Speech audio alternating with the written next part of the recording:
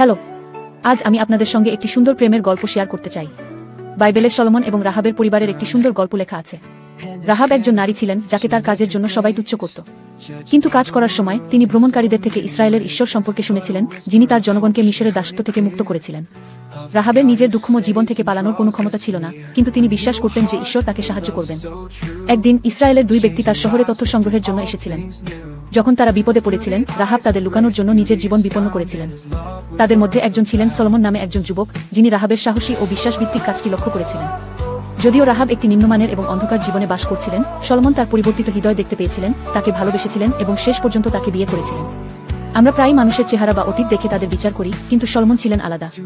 তিনি রাহাবের নতুন হৃদয়টি বুঝতে পেরেছিলেন এবং তার সত্যিকারের মূল্যায়ন করেছিলেন।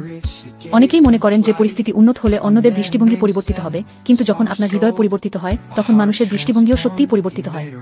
একটি নতুন জীবন অন্যদের কাছে আরও আকর্ষণীয় হয়ে উঠতে পারে এবং এটি আপনাকে অনাকাঙ্ক্ষিত সুন্দর প্রেমের সম্পর্কের দিকে নিয়ে যেতে পারে।